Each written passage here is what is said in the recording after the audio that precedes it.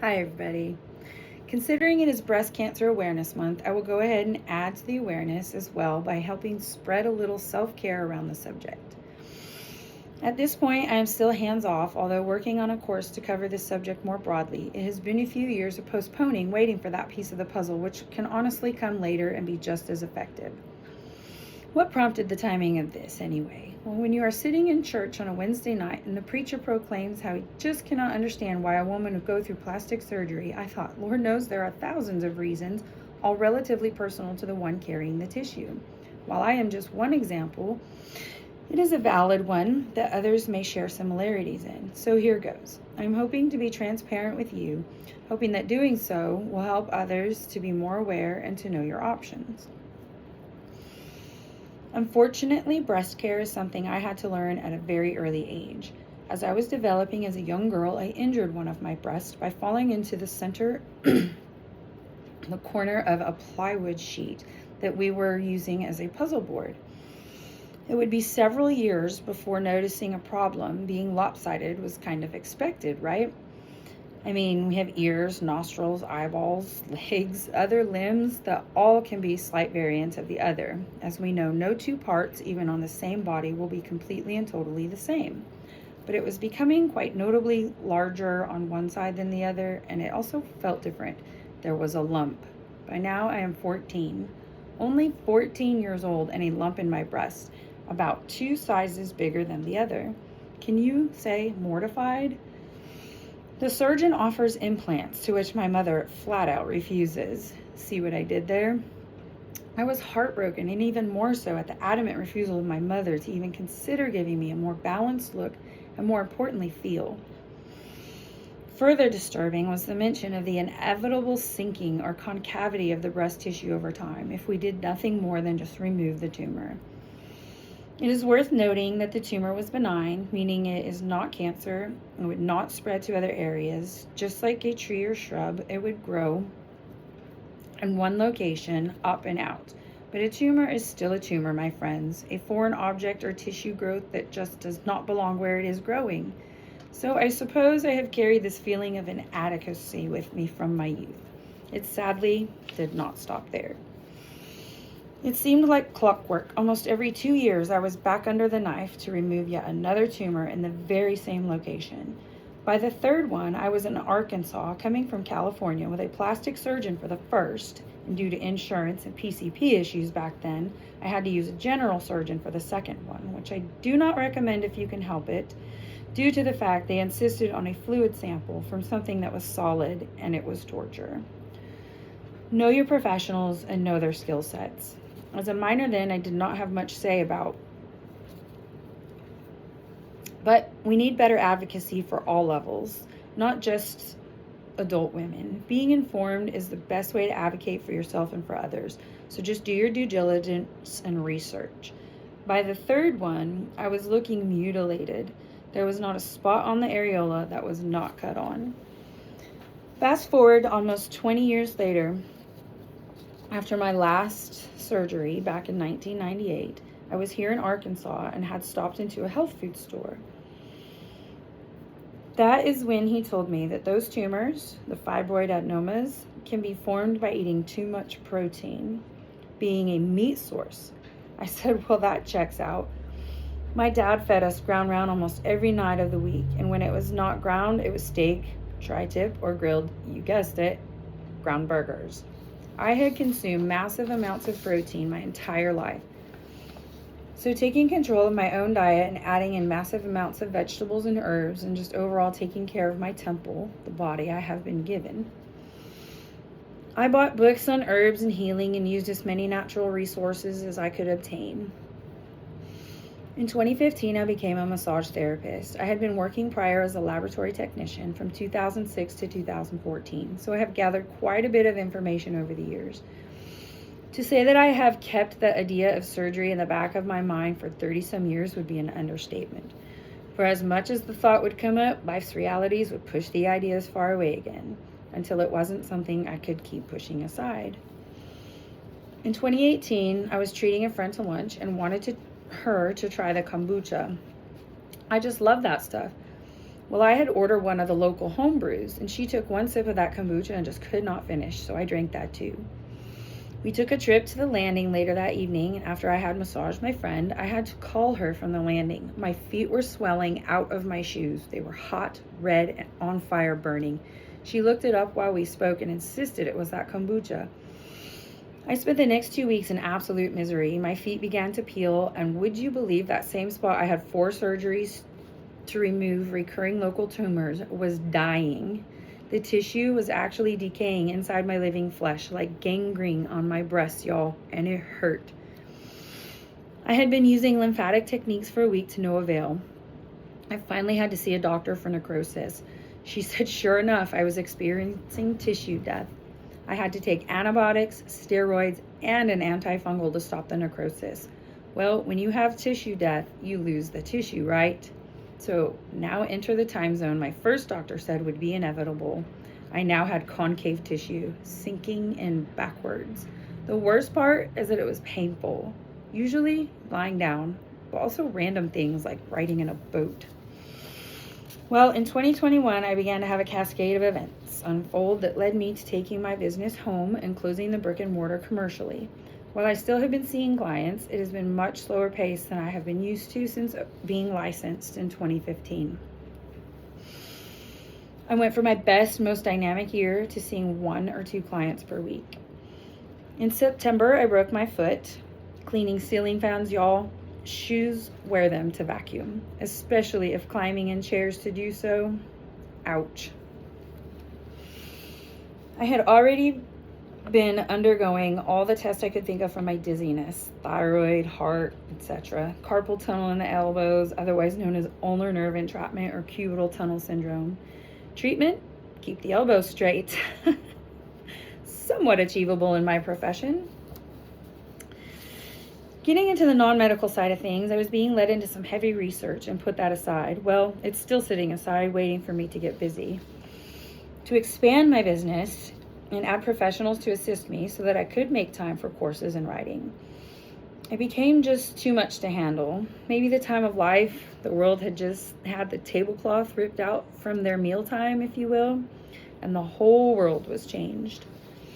I just sank every bit of revenue from my best fiscal year into the expansion, and just 6 weeks in had made back half the money. I just did not have the desire to manage people, meeting the demands, all the issues that arise there, plus dealing with the compounding health issues and COVID in general. I was just ready to stop expanding and downtime for the first time in 7 years. So I closed a wing and started packing up until I decided no more commercial. If I'm going to sink money into a business facility again, I'm going to own the facility. So I packed it all up and started working from home until that no longer worked. Moving children in with babies and dogs home to a house with only curtains dividing a room and a wonderfully circular layout of that home. It was during that downtime that I had discovered yet another medical issue I was having. Back in 2014, I had endured a hysterectomy due to my uterus falling out.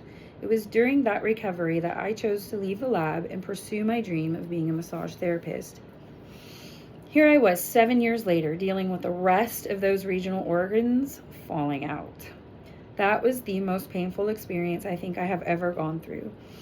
The best way I can put it into words would be to say, I felt like a dying puppy, and if anyone has ever suffered being witness to that, you know what I'm referring to. Needless to say, the fear of that surgery is still impending upon me. See, all that protein I have in my body results in much scar tissue. I do not want to trade one problem for another. So I started with a urogenital physical therapist, and I will just say that was the most beneficial thing I could have done. Not only did I get exercise that I can do to help pull everything back up, she taught me how to breathe. I have been teaching all who would listen that we must breathe with intent, but it still had a few steps missing. Like, do you know that we are not supposed to hear your breath? Keep it silent, people. Each one you take is closer to your last, so take them slow and make them count. Spread it like your love, slow and so soft it is inaudible. So after the consults and 4 months of driving 400 miles twice a week, I sat.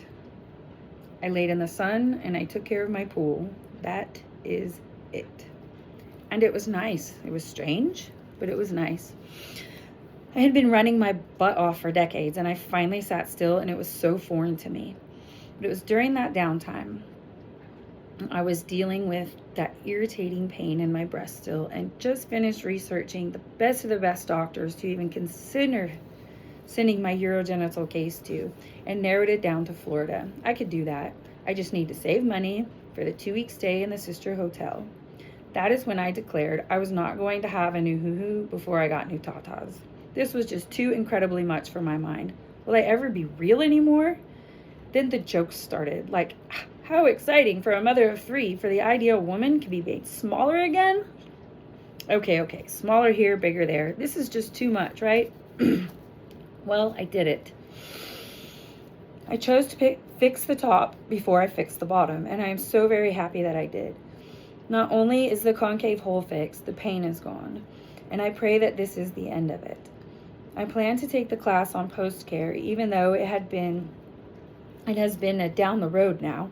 Being a professional and being it was myself, I used all the techniques at my fingertips to have the most successful recovery, quite literally. The staff was quite impressed with the results from the care given during recovery, so I hope to be able to pass that on in the near future with some credentials behind the experience. Be looking for that soon. Well, I did it. The thing is, during that expansion at the tower, I had on a sports bra that was much too small and was painting walls and stripping and painting floors. I guess the motion of the arms had shredded some of the lymphatic ducts because I had one of them so full of fluid. I spent a good 2 to 3 months working out lymphatic tissue and granular nodules, covering the entire surface. To the point I was even beginning to have some discharge, and this alarmed me to the degree that I declared I was going for an extremely overdue mammogram, and if it came back clear, I was going for a consult. Within 4 months, I was booked and through my procedure. I can say with full confidence it has been the best decision I made. Would I have done it sooner? Maybe, but I think it worked out right when it was supposed to, just the way it was supposed to. Had I gotten those implants when I was 14, they would likely have been damaged or had to have been replaced 4, maybe even 5 times if that kombucha had done anything.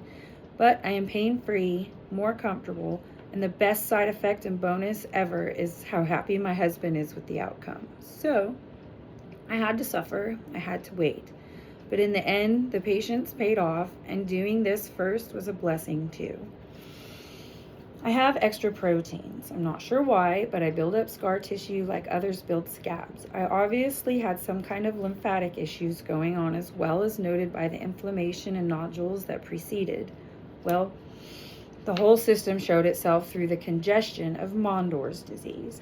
Not only did I get the validation I was looking for that the lower surgical option could lead to some pretty uncomfortable side effects that may not be lasting.